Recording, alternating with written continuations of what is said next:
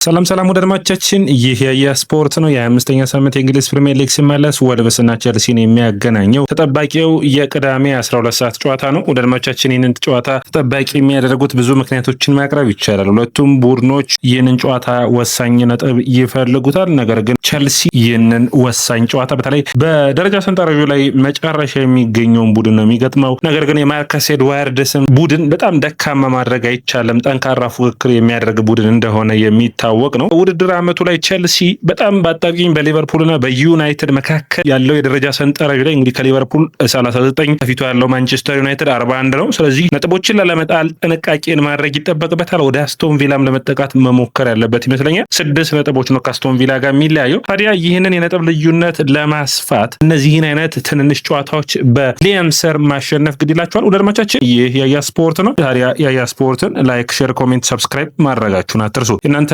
ላይክ፣ ሼር፣ ኮሜንት፣ ሰብስክራይብ ብዙዎቹ ጋር እንድንደርስ የሚያግዘን ነው የሚሆነው። ወደ አድማጮቻችን ይህ ጨዋታ ተጠባቂ የሚያደርጉት ብዙ ምክንያቶች ቢኖሩም ይህንን ጨዋታ የማሸነፍ ንጻሬው ሲቀመጥ ቸልሲ 58% የማሸነፍ ንጻሬ ተሰጥቶታል። ወልቨርሃምፕተን በተቃራኒው 20%፣ 22% ደግሞ አቻ ነው የተሰጠው። ለቸልሲ ከሜዳ ውጭ በሞሊኒክስ የሚያደርገው ጨዋታ ነው። እንግዲህ በካራባው ካፕ በዚህ ውድድር ላይ ተገናኝተው ነበር። በካራባው ካፕ 4-3 ሲጠናቀቀው ጨዋታ ኤምዴላፕ በቀይ ካርድ የተሰናበተበት ከዛም ውጭ ጊተን ሳቴክ የሰራበት ጨዋታ የሚታወስ ነው። ከዛም ውጭ በፕሪሚየር ሊጉ በህዳር ወር አካባቢ ተገናኝተው ነበር። ቸልሲ በጥሩ ብልጫ 3-0 ያሸነፈበት ጨዋታ ነበር። ወደ አድማጮቻችን እንግዲህ ቸልሲ ያለፈው ሳምንት ከዚህ ሳምንት በፊት ማለት ነው በጣም በጥሩ ሁኔታ ናፖሊን፣ ዌስትሃምን ያሸነፈበት ጨዋታዎች ነበሩ። በሳምንቱ አጋማሽ የአርሰናሉ ሽንፈቱ የሚታወስ ነው። ነገር ግን ጥሩ ታክቲካዊ ፍልሚያዎችን አሳይተዋል፣ ተፋልመዋል እስከ መጨረሻ ድረስ። ስለዚህ አሁን አንገትን ቀና አድርገው በሌሎች ውድድሮች መስኮች ላይ ውጤታማ መሆን ነው። አሁንም ፕሪሚየር ሊጉን፣ ቻምፒዮንስ ሊጉን እንዲሁም ደግሞ ኤፍ ኤ ካፑን መፎካከር ይቻላል። በፕሪሚየር ሊጉ ቶፕ 4 ሆኖ መጨረስ፣ በቻምፒዮንስ ሊጉና እንዲሁም ደግሞ በኤፍ ኤ ካፑ ደግሞ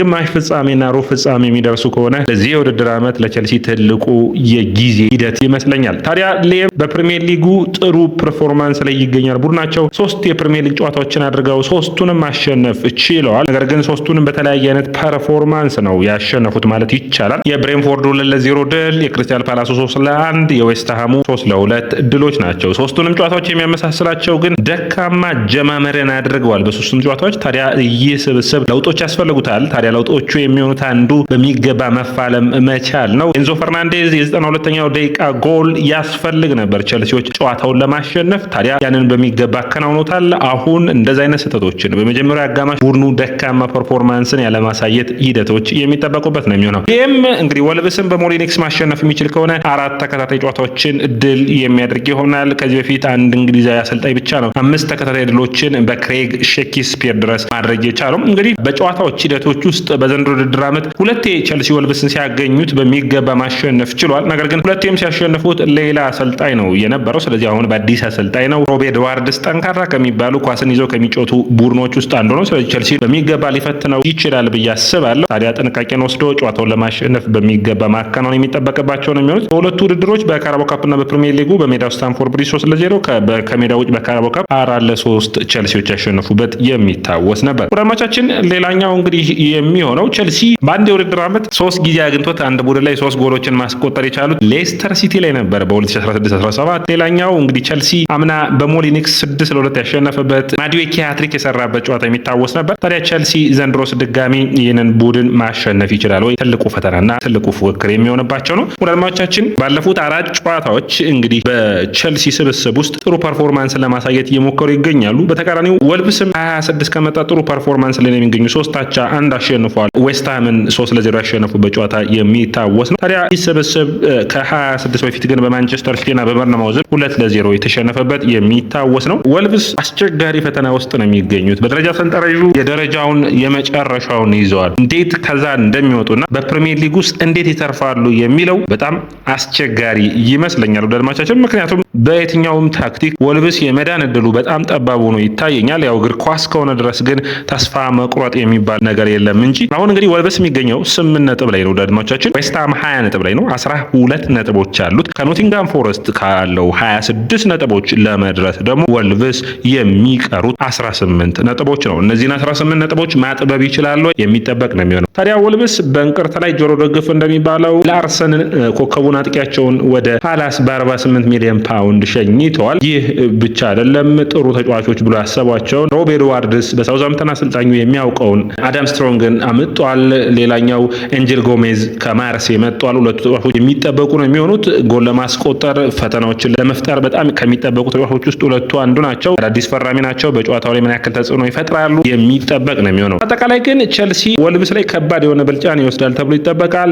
ድሎቹን እንዴት ያሸንፋል የሚለው ግን በምን አይነት ታክቲክ የሚለው ትልቁ ፈተና ነው የሚሆንባቸው። ምክንያቱም ወልቭስ በፕሪሚየር ሊጉ ካሉ ጎሎችን ማስቆጠር ከሚቸገሩ ቡድኖች ውስጥ አንዱ ነው ማለት የሚቻል ነው የሚሆነው። ጎል በማስቆጠሩ ረገድ ካያችሁ በጥሩ ፐርፎርማንስ ሊነሳላቸው የሚችለው የዌስትሃሙ ጨዋታ ላይ ነው። 5 ሹት አድርገው 3ቱን ማስቆጠር ችለው 60% አኩሬሲ ነበራቸው በዛ ጨዋታ ላይ። ባለፉት 7 እንግሊዝ ፕሪሚየር ሊግ የሞሊኒክስ ጨዋታዎች ማስቆጠር የቻሉት 7 ብቻ ነው። 3ቱን ዌስትሃም ላይ ነው። ስለዚህ በተቀሩት 6 ጨዋታዎች 4 ጎሎችን ብቻ ነው ያስቆጠሩት። ታዲያ በእነዛ ጨዋታዎች አንዱን አሸንፈው አንዱን አቻ 5ቱን ተሸንፈዋል። ያ ብቻ አይደለም። በአንድ የውድድር ዓመት በ24 ጨዋታዎች 13 ጎሎችን ብቻ ነው ያስቆጠሩት። ይህ ማለት ያስቆጠሯቸው ጎሎች ስታዩት 54% ነው። ለአድማጮቻችን በጣም ደካማ የሚባል ነው የወልቭስ የማጥቃት ክፍል። ከዚህ በፊት ዝቅተኛ የነበረው የኖርዊች 58% ጎል ያለማስቆጠር ችግር ነው። ወልቭስ በጣም በሚገርም ሁኔታ 59 ሹቶችን አድርገው 13 ጨዋታዎች ማለት ነው አንድ ኦን ታርጌት ብቻ ጎል ያስቆጠሩበትም ጊዜ ነበር። 2% ነበር ኮንቨርዥን ሬታቸው። ስለዚህ በቸልሲ በኩል ከመከላከሉ ማጥቃቱን መርጦ መጫወት የሚጠበቅበት ይመስለኛል። ሌላኛው ለወልቭስ እንግዲህ ከባድ ፈተና የሚሆነው ቸልሲ ታዲያ ባለፉት 3 ጨዋታዎች ላይ ወልቭስ ላይ ከፍተኛ የሆነ ብልጫ ነበረው። 12-3 ወልቭስን ማሸነፍ ችሏል። ባለፉት 3 ጨዋታዎች ወልቭስ እንግዲህ ካለፉት 6 ጨዋታዎች 2ቱን ተሸንፎ 3ቱን አቻ ወጥቶ አንዱን ድል ብቻ ነው ማድረግ የቻለው። በተቃራኒው ቸልሲ በሊየም ስር 3ቱን አሸንፏል። በአንዱን አቻና እንዲሁም ደግሞ 2ቱን አንድ ሽንፈትና 2 አቻ ነው የወጣው። እንግዲህ ይህ ቡድን ጠንካራ ፈተናን የሚያደርግ ይሆናል። በወልቭስ በኩል ቶቲ ጎሜዝ ከረንቺች የማይኖሩ ይሆናል። ጆናሪስ የመመለስ ዕድሉ ከፍተኛ ነው። አርምስትሮንግ 11 ጎሎችን በሳውዛምፕተን ቤት በቻምፒዮንሺፕ አስቆጥሯል። በፕሪሚየር ሊጉ ታዲያ ጎሎችን ያስቆጥራል ወይ? አንዱ የሚጠበቅ ነው የሚሆነው። ታዲያ አርምስትሮንግ በሁዋንግ ቼን እና ቶሲናር ኮባዳ የሚታገዝ ይሆናል። ታዳጊው ማቲያስ ማኔን ቸልሲዎች ጥንቃቄ ሊያደርጉበት የሚችሉ ተጫዋች ይሆናል ብዬ አስባለሁ። በቸልሲ በኩል ጀርሚ ባይኖ ጊድንስ፣ ኮልዌል፣ አድራባዮ፣ ላቪያ፣ ዳሪዮ ሱጎ የማይኖሩ ይሆናል። ሌላኛው እንግዲህ መነሳት የሚጠበቅበት የጄምስ እና የፔድሮ ኔቶ ጉዳይ ለጨዋታ የሚደርሱበት እድል ኖር እንደሚችል ሊየም ተናግሯል። እንግዲህ በስልጠና ወቅት መታየትና ለመታየታቸው የሚነሳ ይሆናል። ሌላኛው ፊሊፕ ሮገንሰን ነው። ፊሊፕ ሮገንሰን በጥሩ ሁኔታ እንግዲህ ከጉዳቱ እያገገመ እንዳለና ለዋናው ቡድን ጨዋታዎችን ለመጫወት ቅርብ ጊዜያቶች ዝግጁ እንደሚሆን ሊየም ተናግሯል። ፓልመርና ስቴፋን ዊሊያን ዝግጁ ናቸው። ግምት አሰላለፉን ላቅርበላችሁ ደድማቻችን። እንግዲህ በሁለቱም ቡድኖች በኩል ጠንካራ ፉክክርን ለማድረግ የሚጠበቅበት ጨዋታ ነው የሚሆነው። በተለይ ጆዜሳ ግብ ጠባቂውን ይጀምራል። ሞስኬራ፣ ቡዌኖ እና ከረንቺች እንዲሁም ታቻቲኖ፣ አንድሬ እንዲሁም ደግሞ ማኔ በጣም ጥሩ የሚባል ተጫዋች ነው ደድማቻችን። በአርሰናል በቸልሲ የሚፈለግ ነው ይህ ማኔ የሚባለው። ጆ ጎሜዝ እንዲሁም ደግሞ ሁዋንግ ቢዬኖ፣ ሁዋንግ እና አርምስትሮንግ የሚጠበቁ ነው የሚሆኑት። በቸልሲ በኩል ሳንቼዝ ግብ ጠባቂውን የሚጀምር ይሆናል። ሪሲ ጄምስ፣ ቻሎባ፣ ፎፋና እንዲሁም ኩኩሬላ የተከላካይ መስመሩን የሚመሩት ይሆናል። ከአርሰናሉ ሽንፈት ለማገገም የተሻለ ፐርፎርማንስን ያሳያሉ ተብሎ ይጠበቃል። በካይሴዶ እንዲሁም ደግሞ ኤንዞ ፈርናንዴዝ፣ ስቴፋን ዊሊያን፣ ኮል ፓልመር፣ አሊያንደር ጋርናቾና ጃኦ ፔድሮ የአጥቂ መስመሩን የሚመሩት ይሆናል። ጠባቂ ጨዋታ ነው እንግዲህ ምሽት 12 ሰዓት የሚደረግ ጨዋታ ነው። ይህንን ጨዋታ ቸልሲዎች ማሸነፍ የሚችሉ ከሆነ በተለይ ማንቸስተር ዩናይትድ በዚህ ሳምንት የሚገናኘው ከቶተናም ጋር ነው። ሌላኛው ሊቨርፑል ከማንቸስተር ሲቲ ጋር ነው። ስለዚህ ከሁለቱ ቡድኖች ራሳቸውን ነጠል አድርገው የአራተኛ ደረጃ ሰንጠረዡን ለማግኘት የሚችሉበት ሳምንት ነው የሚሆነው። በሚገባ መጠቀም የሚያስፈልግ ነው የሚሆነው። ከዚህ ሳምንት በኋላ 13 የእንግሊዝ ፕሪሚየር ሊግ ጨዋታዎች ብቻ ነው የሚቀሩት። ቸልሲ በነዛ ጨዋታዎች ውስጥ ቶፕ 5 ነው መጨረስ በአውሮፓ ቻምፒዮንስ ሊግ ላይ የሚያሳትፈው ይሆናል። ከዛም ውጭ በአውሮፓ ቻምፒዮንስ ሊግ ደግሞ ሩብ ፍጻሜ ድረስ የሚደርስ ከሆነ ከዛም ውጭ ስኬቶችን ማሳካት የሚችል ከሆነ ውጤታማ የውድድር ዓመት ነው። በኤፍኤ ካፑ ጠንካራ ተፎካካሪ መሆን ከቸልሲ የሚጠበቅ ነው የሚሆነው። ሊየም ታዲያ ስብስቡን በሚገባ አዘጋጅቶ በተለይ ደግሞ በተደራራቢ ጨዋታዎች የቸልሲ የጉዳት ሁኔታዎችን በሚገባ መቆጣጠር መቻል እና ጎሎችን የሚያስቆጥር ስብስብ በተለይ ማጥቃቱ ሂደቱ በአርሰናሉ ጨዋታ ላይ ጎሎችን ማስቆጠር ተቸግረው ነበር። ያንን መፍትሄ የሚያስፈልገው ነው የሚሆነው። ታዲያ እንግዲህ አሊያንደር ጋርናቾን ቋሚ አድርጎ ይጀምራል ወይስ ጃኦ ፔድሮን ከመስመር ማስነሳት ሊያም ዴላፕን አጥቂ አድርጎ ማጫወት የሚጠበቅ ይሆናል። ቸልሲ በአጠቃላይ በውድድር ዓመቱ ላይ ጎሎችን የማስቆጠር ችግር አልነበረበትም። በተለይ በጥሩ ሁኔታ በነበረበት ጊዜ ማለት ነው ጥሩ ፐርፎርማንስ እንደሚያሳይባቸው ጨዋታዎች። እነዚህ ትንንሽ ጨዋታዎች ግን በኤንዞ ማሬስካ ጊዜ ቸልሲን በሚገባ የፈተኑ ጨዋታዎች እንደነበሩ የሚታወስ ነው። ወደ አድማቻችን ይህ የስፖርት ነው። የስፖርትን ላይክ፣ ሼር፣ ኮሜንት፣ ሰብስክራይብ ማድረጋችሁን አትርሱ።